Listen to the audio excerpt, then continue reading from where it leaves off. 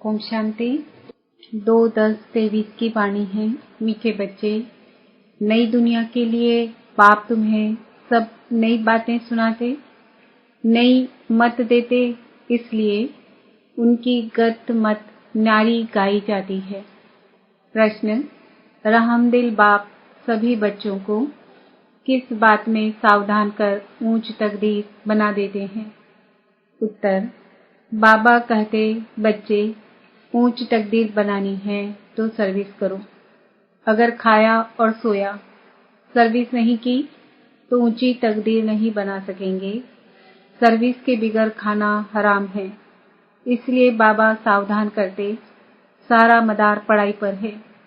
तुम ब्राह्मणों को पढ़ना और पढ़ाना है, सच्ची गीता सुनानी है।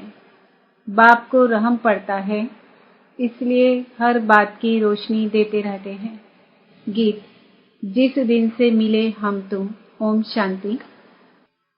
रूहानी बाप समझाते हैं, जब बच्चों को बेहद का बाप मिलता है तो हर एक बात नई सुनाते हैं, क्योंकि यह बाप नई दुनिया स्थापन करने वाला है। मनुष्य तो ऐसी नई बातें सुना ना सके। बाप, जिसको हेवनली गॉडफादर कहा जाता है, वह बेहद का बाप स्वर्ग की स्थापना करने वाला है। नरक की स्थापना करने वाला है रावण। 5 विकार स्त्री में, 5 विकार पुरुष में, वह हो गई रावण संप्रदाय। तो ये नई बात सुनाई ना। स्वर्ग बनाने वाला है परम पिता परमात्मा, जिसको राम कहते हैं। नरक बनाने वाला है रावण, जिसका चित्र बनाकर वर्ष वर्ष चलाते हैं। एक बार जल गया तो फिर उनका एफिजी देखने में थोड़ी ही आएगा। वह आत्मा जाकर दूसरा शरीर लेती है। फीचर्स आदि बदल जाते हैं। यह तो रावण के वही फीचर्स वर्ष वर्ष बनाते और जलाते हैं। वास्तव में जैसे निराकार शिव बाबा का कोई फीचर नहीं, वैसे रावण का भी कोई फीचर नहीं। यह रावण तो विकार है। बाप यह समझाते हैं, मनुष्य भक्ति मार्ग में क्या चाहते हैं? भगवान आते ही हैं भक्ति का फल देने व रक्षा करने, क्योंकि भक्ति में दुख बहुत है। सुख है अल्पकाल क्षणभंगुर। भारतवासियों का बिल्कुल दुखी जीवन है। कोई का बच्चा मरा, कोई का देवाला निकला। जीवन तो दुखी रहता है ना। बाप कहते हैं, मैं आता हूँ सभी का जीवन सुखी बनाने। बाप आकर के नई बात बताते हैं, कहते हैं, मैं आया हूँ स्वर्ग की स्थापना करने। वहां तुम विकार में नहीं जाएंगे। वह है निर्विकारी राज्य, यह है विकारी राज्य। अगर तुमको स्वर्ग का राज्य चाहिए तो वह बाप ही स्थापन करते हैं। नरक का राज्य रावण स्थापन करते हैं। तो बाप पूछते हैं, तुम स्वर्ग में चलेंगे? वैकुंठ की महारानी महाराजा विश्व के मालिक बनेंगे? यह कोई वेद शास्त्र आदि की बातें नहीं हैं। बाप ऐसे नहीं कहते कि राम राम कहो व दर दर धक्के खाओ, मंदिरों तीर्थों आदि में जाओ व गीता भागवत आदि बैठकर पढ़ो। नहीं, सत्युग में तो शास्त्र होते नहीं। तुम भल कितने भी वेद शास्त्र आदि पढ़ो, यज्ञ जप दान पुण्य आदि करो, यह है ही धक्के खाना। इनसे प्राप्ति कुछ भी नहीं। भक्ति मार्ग में कोई एम ऑब्जेक्ट नहीं है। मैं तुमको स्वर्ग का मालिक बनाने आया हूँ। इस समय सब नरकवासी हैं। अगर कोई को कहो तुम नरकवासी हो तो बिगड़ेंगे। वास्तव में तुम जानते हो, नरक कलयुग को और स्वर्ग सतयुग को कहा जाता है। बाप वैकुंठ की बादशाही ले आए हैं। कहते हैं, स्वर्ग का मालिक बनना है तो पवित्र जरूर बनना पड़ेगा। मूल बात सारी पवित्रता की है। कई मनुष्य कहते हैं, हम पवित्र तो कभी नहीं रह सकते। अरे, तुमको पावन बनाते हैं स्वर्ग में चलने के लिए। पहले वापस शांति धाम में जाकर फिर स्वर्ग में आना है। सभी धर्म वालों को कहते हैं, देह को छोड़ अशरीरी बनकर जाना है। इसलिए देह के अभिमान को तोड़ो। मैं क्रिश्चियन हूँ, बौद्धी हूँ, यह सब है देह के धर्म। आत्मा तो स्वीट होम में रहती है। तो अब बाप कहते हैं वापस मुक्तिधाम चलेंगे, वहां तुम शांति में रहेंगे। बताओ तुम वापस कैसे चल सकते हो। मुझ बाप को और अपने स्वीट होम को याद करो। देह के सब धर्म छोड़ो। यह मामा है, काका है, चाचा है। इन सब देह के संबंधों को छोड़ो। अपने को देही समझो, मुझे याद करो। बस यह है मेहनत, और मैं कुछ नहीं सुनाता हूँ। शास्त्र आदि जो पढ़े हो वह सब छोड़ो। मैं नई दुनिया के लिए तुमको नई मत देता हूँ। कहा जाता है ना, ईश्वर की गत और मत न्यारी है। गति कहा जाता है मुक्ति को। बाप नई बात सुनाते हैं ना। मनुष्य भी जब सुनते हैं तो कहते हैं यहाँ तो नई बातें हैं। शास्त्रों की कोई बात नहीं, यूं तो है गीता की बात, परंतु मनुष्यों ने गीता को भी खंडन कर दिया है। मैंने तो गीता पुस्तक कुछ भी नहीं उठाई है, वह तो बाद में बनती है। मैं तो तुमको ज्ञान सुनाता हूँ। ऐसे कभी कोई नहीं कहेंगे कि तुम मेरे सिकीलदे बच्चे हो। यह निराकार परमात्मा ही कहते हैं। निराकार आत्माओं से बात करते हैं। आत्मा सुनती है। यह शरीर है ऑर्गन्स। यह बात कभी कोई समझते नहीं। वह मनुष्य को सुनाते हैं। यह परमात्मा बैठ आत्माओं को सुनाते हैं। हम आत्माएं सुनती हैं इन कानों द्वारा। तुम जानते हो, परमपिता परमात्मा बैठ समझाते हैं। मनुष्य तो यह वंडर खाते हैं, भगवान कैसे समझाएगा। वह तो समझते हैं। श्री कृष्ण भगवान उवाच, अरे श्री कृष्ण तो देहधारी है, मैं तो देहधारी नहीं, मैं विदेही हूँ और विदेही आत्माओं को सुनाता हूँ। तो ये नई बातें सुनने से मनुष्य चकित हो जाते हैं। जो कल्प पहले बच्चे सुनकर गए हैं, उनको तो बहुत अच्छा लगता है। पढ़ते हैं, मम्मा बाबा कहते हैं, इसमें अंधश्रद्धा की तो कोई बात हो न सके। लौकिक रीति भी बच्चे माँ बाप को माँ बाप कहते हैं। अभी तुम उन लौकिक माँ बाप की याद छोड़ पारलौकिक माता पिता को याद करो। यह पारलौकिक माँ बाप तुम्हें अमृत की लेन देन सिखलाने वाले हैं। कहते हैं, हे बच्चे, अब विष की लेन देन छोड़ो। मैं तुमको जो शिक्षा देता हूँ वह 1-2 को तो दो। वह 1-2 को दो तो तुम स्वर्ग के मालिक बन जाएंगे। थोड़ा सुनेंगे तो भी स्वर्ग में आ जाएंगे, परंतु औरों को आप समान नहीं बना सकते, तो दास दासी जाकर बनेंगे। दास दासियों में भी नंबरवार होते हैं। बच्चों को संभालने वाले दास दासियां जरूर अच्छे मर्तबे वाले होंगे। यहाँ रहते हुए फिर अगर पढ़ते नहीं तो दास दासी बन पड़ते हैं। प्रजा में भी नंबरवार होते हैं। जो अच्छी रीति पढ़ते हैं वह इतना ऊंच पद पाते हैं। प्रजा में साहूकारों के भी दास दासियां होंगे। हर एक को अपनी शक्ल देखनी है, हम क्या बनने लायक हैं। बाबा से अगर कोई पूछे तो बाबा झट बता देंगे। बाप तो सब कुछ जानते हैं और सिद्ध कर बतलाते हैं कि इस कारण यह तुम बनेंगे। भल सरेंडर किया है, उसका भी हिसाब किताब है।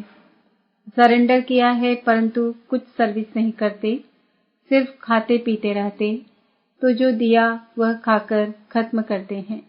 दिया सो खाया, सर्विस नहीं की तो 3rd क्लास दास दासी जाकर बनेंगे। हाँ, सर्विस करते हैं और खाते हैं तो ठीक है। धंधा कुछ नहीं करते तो खा खा कर खत्म कर देते हैं, फिर और भी बोझा चढ़ जाता है। यहाँ रहते हैं, जो दिया सो खाया। जो भल नहीं देते हैं परंतु सर्विस बहुत करते हैं, तो वह ऊंच पद पा लेते हैं। मम्मा ने धन कुछ नहीं दिया परंतु पद बहुत ऊंच पाती है, क्योंकि बाबा की रूहानी सर्विस करती है। हिसाब है ना। कईयों को नशा रहता है, हमने तो सब कुछ दिया है, सरेंडर हुए हैं, परंतु खाते भी तो है ना। बाबा मिसाल तो सब बताते हैं, सर्विस नहीं की, खाया और खलास किया। कहते हैं ना, जिन सोया तिन खोया। 8 घंटा सर्विस करने बगैर खाना हराम है। खाते रहेंगे तो जमा कुछ नहीं होगा, फिर सर्विस करनी पड़ेगी। बाप को तो सब बतलाना पड़ता है ना। जो कोई ऐसे नहीं कहे कि हमको बतलाया क्यों नहीं। बाबा ने सब कुछ दिया और फिर सर्विस भी करते रहते हैं तो ऊंच पद भी है। सरेंडर हुए और बैठ खाया, सर्विस नहीं की तो क्या बनेगा। श्रीमत पर चलते नहीं। बाबा खास समझा रहे हैं, ऐसे नहीं कि पिछाड़ी को कहे कि हमारा पद ऐसा क्यों हुआ। तो ऐसे बाप समझाते हैं, सर्विस न करना, मुफ्त में खाना, उसका नतीजा कल्प कल्पांतर का यह हो जाएगा। इसलिए बाबा सावधान करते हैं। समझना चाहिए, कल्प कल्पांतर के लिए हमारा पद भ्रष्ट हो जाएगा। बाबा को रहम पड़ता है, इसलिए हर बात की रोशनी देते हैं। सर्विस नहीं करेंगे तो ऊंच पद नहीं पा सकेंगे। जो गृहस्थ व्यवहार में रहते सर्विस करते हैं, उनका पद बहुत ऊंच है। सारा मदार पढ़ाई और पढ़ाने पर है। तुम ब्राह्मण हो, तुमको सच्ची गीता सुनानी है। वह तो कच्छ में कुरम उठाते हैं, तुम्हारे कच्छ में कुछ नहीं। तुम हो सच्चे ब्राह्मण, तुमको सच सुनाना है, सच्ची प्राप्ति करानी है। और सबने घाटा ही दिलाया है, इसलिए लिखा जाता है वह सब झूठ है।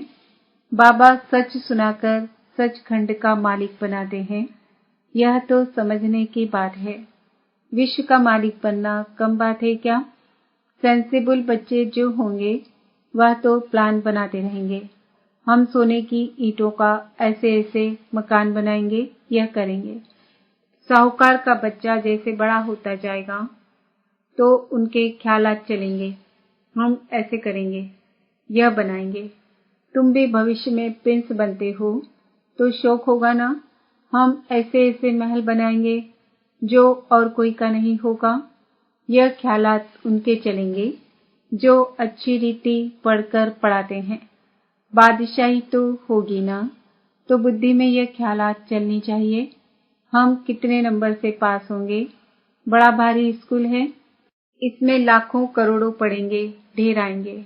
यह सब बातें बाप ही बैठ समझाते हैं। भगवान एक है, उनको ही माता पिता कहते हैं, वह आकर अडॉप्ट करते हैं। कितनी गुह्य बातें हैं। यह नया स्कूल है, नया पढ़ाने वाला है। कितना अच्छी रीति समझाते हैं। झोली उनकी भरेगी जो लायक होंगे, बाप को याद करेंगे। माँ बाप को कभी कोई भूलता नहीं है, फिर संगम युगी बच्चे बाप को भूल कैसे सकते हैं। अच्छा, दुनिया धम चक्र में है और तुम बच्चे चुप हो। चुप में है शांति, शांति में है सुख। तुम जानते हो मुक्ति के बाद फिर है जीवन मुक्ति।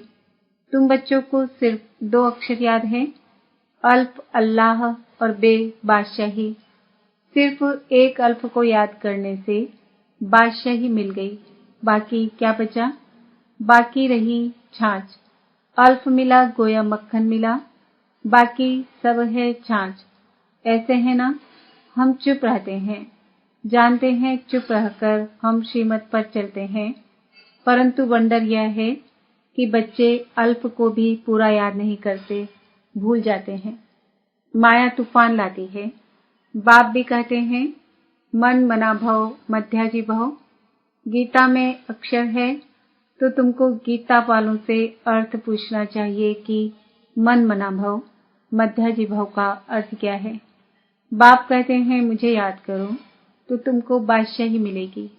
सब देह के धर्म छोड़ देही बन जाओ और बाप को याद करो तो बादशाही मिलेगी। ग्रंथ में भी कहते हैं, जपो अल्फ को तो बादशाही मिलेगी। सचखंड की राजाई मिलती है। हम दुनिया से बिल्कुल न्यारे हैं और कोई भी ऐसे नहीं कहेंगे। बाप तुम्हें नई बातें सुनाते हैं, बाकी सब पुरानी बातें ही सुनाते हैं। बात बड़ी सहज है, अल्प के बनो तो बादशाही मिलेगी। फिर भी पुरुषार्थ तो करना पड़े।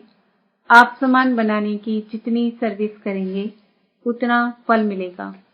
मनुष्य न अल्फ को जानते हैं न बे को जानते हैं। बे माना बादशाही का मक्खन।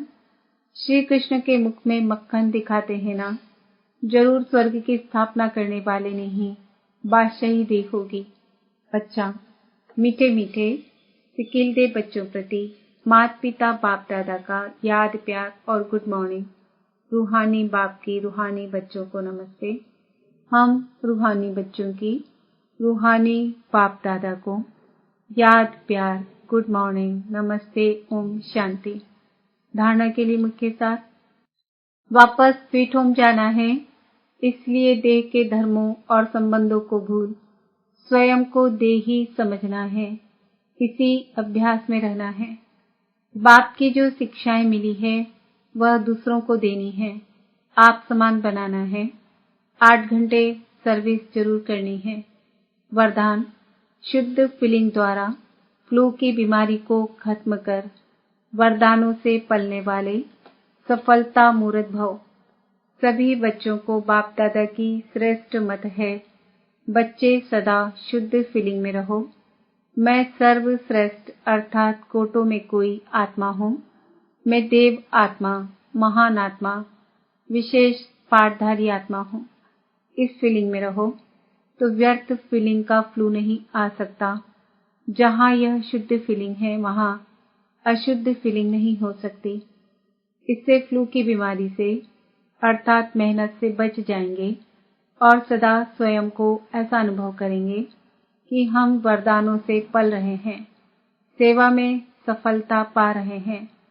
स्लोगन, संगम युगी मर्यादा पुरुषोत्तम बनना, यही ब्राह्मण जीवन का श्रेष्ठ लक्ष्य है। आज का समान है, मैं आत्मा सफल